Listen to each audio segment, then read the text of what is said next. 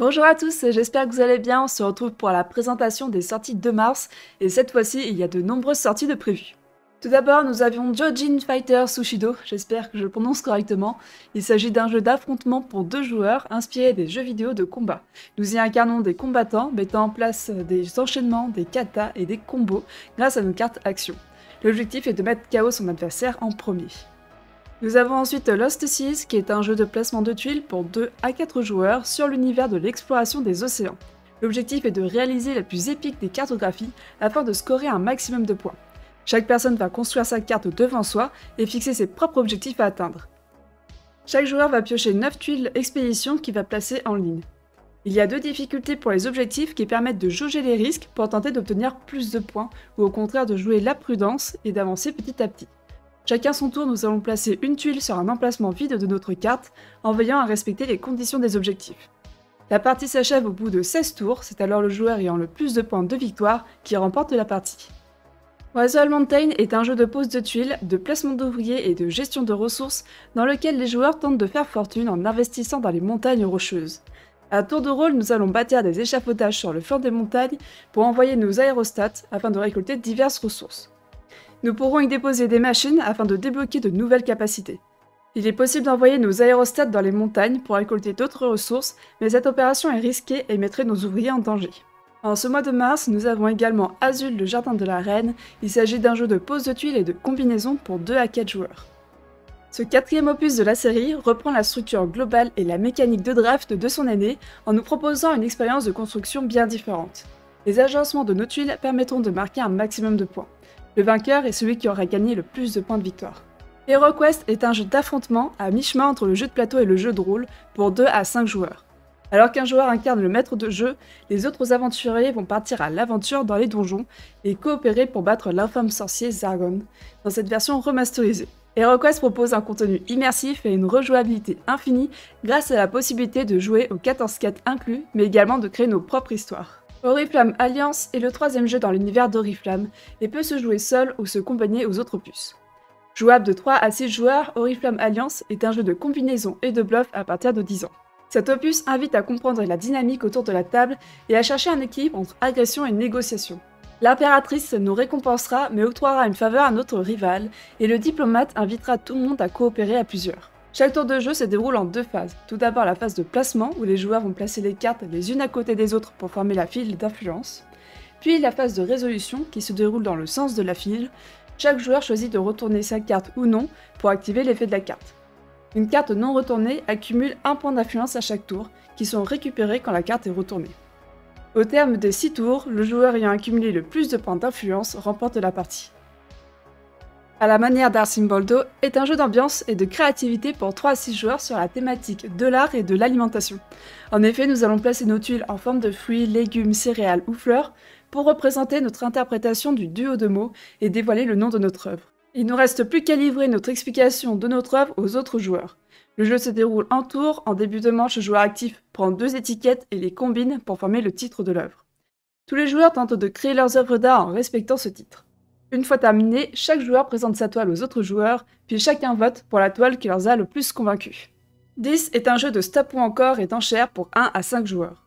Les joueurs tirent les cartes une par une, en essayant d'en ajouter le plus possible, sans dépasser la valeur totale de 10.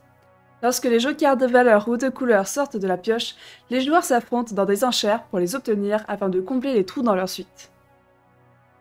Ilo est un jeu de cartes pour 2 à 6 joueurs, dans lequel l'objectif est d'avoir le moins de points possible pour remporter la partie. Nous devons remplacer le plus vite possible les cartes de valeur élevée par des cartes plus faibles dans notre étalage ou supprimer des rangées entières. Dès que l'un des joueurs a retourné toutes ses cartes, la manche se termine. Lama le jeu de dés est un jeu de stop ou encore et de collection dans lequel nous devons nous débarrasser de nos cartes chiffres ou lama. Pour chaque phase qui correspond à une carte que nous possédons, nous pouvons là ou les éliminer. Il nous faudra quitter la partie au bon moment car les cartes qui vont nous rester nous feront récupérer des jetons points. Et le seul moyen de défausser un jeton est de réaliser un lancer triple lama. Le jeu prend fin dès qu'un joueur dépasse les 40 points. Finger Guns est un jeu de réflexe et de rapidité dans l'univers des cow-boys. Dans ce jeu, nous allons élaborer notre plan, convaincre la foule de se joindre à nous, puis lancer le compte à rebours et nous allons dégainer nos pistes au doigt. Le dernier joueur debout est le gagnant, à moins que les fantômes n'éliminent tout le monde. Cyrano est un jeu d'ambiance où notre verbe poétique et notre imagination seront nos meilleurs alliés. Nous allons lancer 2 des rimes et un des thèmes, puis nous allons créer un poème en 4 lignes en faisant preuve d'originalité dans nos rimes. Si nous sommes les seuls à utiliser un mot dans notre poème, nous gagnons des points et on termine le tour en votant pour le poème le plus beau. Cloud Age est un jeu de deck building et de gestion de ressources pour 1 à 4 joueurs. Nous allons envoyer des drones pour collecter des ressources, combattre la milice, développer des améliorations pour nos dirigeables et recruter des nouveaux membres d'équipage. Le système de campagne permet de commencer à jouer rapidement, de nouveaux éléments étant introduits dans le jeu au fur et à mesure que nous progressons dans les chapitres. 1941 Race to Moscow est un jeu de course et de déplacement pour 1 à 5 joueurs qui nous plonge au cœur de l'opération Barbarossa. Nous endossons les rôles des quartiers-maîtres tenus de permettre à nos armées d'avancer vers l'est et d'atteindre les points de destination avant les armées de nos adversaires. La route vers Moscou est cependant remplie d'obstacles. La boue, les munitions, l'essence, les forces ennemies ralentiront grandement notre progression. Il faudra être méthodique et méticuleux sur la façon de réacheminer les voies ferrées complètement bloquées. Dungeon Saga, la quête du roi nain, est un jeu de coopération, d'affrontement et de roleplay qui nous permettra de nous lancer dans une aventure épique. L'un des joueurs joue le rôle du maître du jeu et les autres les héros de l'histoire. Chaque héros possède ses forces et ses faiblesses et la coopération est la clé de la victoire. Dans ce nouvel opus, le sorcier Mortibris convoite les secrets du pouvoir du plus grand héros de tous les temps. À la croisée des chemins Dystopie est un jeu narratif qui se déroule dans une série de scénarios post-apocalyptiques. Une invasion extraterrestre, l'attaque des bêtes colossales sorties des profondeurs de la mer, ou encore une sécheresse qui a presque entièrement asséché la planète, faisant de l'eau la ressource la plus précieuse. Chaque participant doit construire un personnage et essayer de convaincre les autres sur la meilleure façon de gérer et de survivre.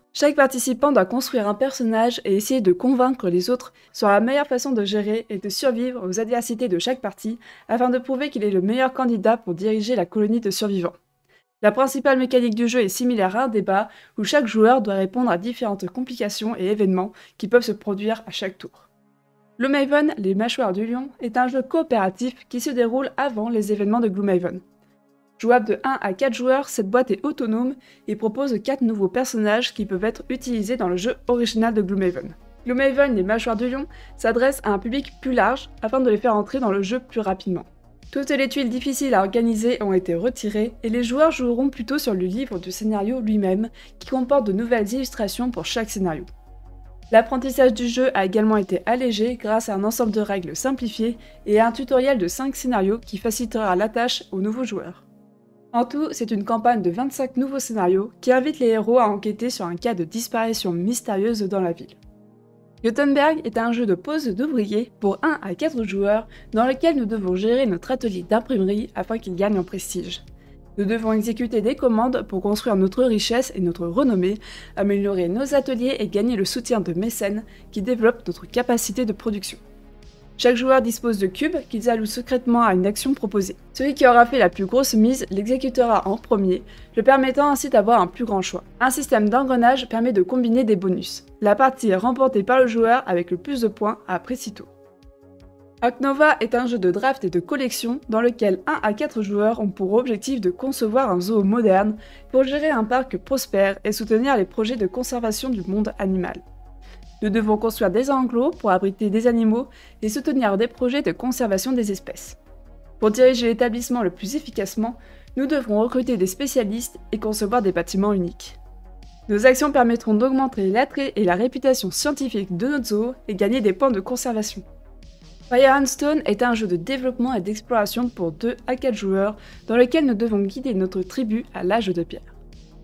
Nous explorons des terres, récoltons des noix et des champignons et construisons des villages. L'objectif est d'avoir la tribu la plus prospère. La mise en place aléatoire du jeu et une mystérieuse grotte permet de renouveler la partie et d'offrir des expériences de jeu différentes. Yoxi est un jeu abstrait pour 2 joueurs qui mélange échecs et go mais qui ne ressemble ni à l'un ni à l'autre. Chaque joueur à son tour déplace le totem d'une case libre directement proche autour de celui-ci. Le même joueur devra ensuite placer une de ses pièces autour de la nouvelle position du totem. Les pièces sont réparties en 4 valeurs, le O vaut 1 point, le WI vaut 2 points, le Y vaut 3 points et le X vaut 4 points. Le joueur qui totalise le plus grand nombre de points lorsque le totem est complètement encerclé gagne la partie. Attention, les joueurs peuvent sauter leurs propres pièces et aller se placer là où le terrain leur est favorable. Oh My Ring est un jeu de rapidité et d'agilité pour 2 à 4 joueurs de 10 ans, dans lequel nous devons faire glisser nos bagues d'un doigt à l'autre, tout en essayant de recréer les combinaisons sur les cartes. Notre objectif est d'être le plus rapide à réaliser notre combinaison, mais des contraintes viendront compliquer notre tâche. Inversion des couleurs, yeux fermés ou encore en décalant les anneaux. Skytopia, le cercle du temps, est un jeu de construction de moteurs de type Eurogame, basé sur du combo de cartes et de la pose d'ouvrier pour 2 à 4 joueurs.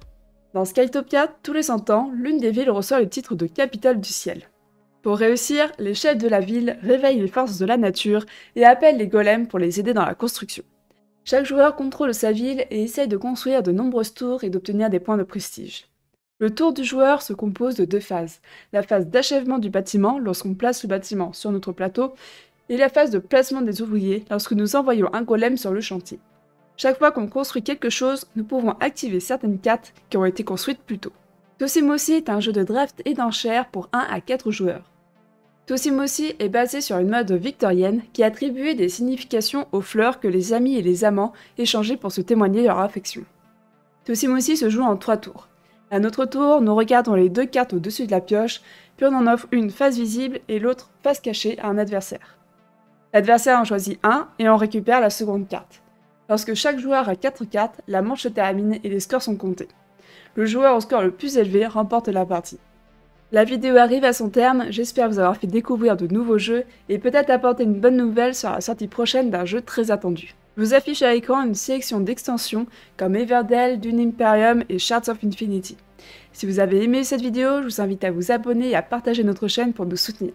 On se retrouve très prochainement pour d'autres vidéos. En attendant, amusez-vous bien!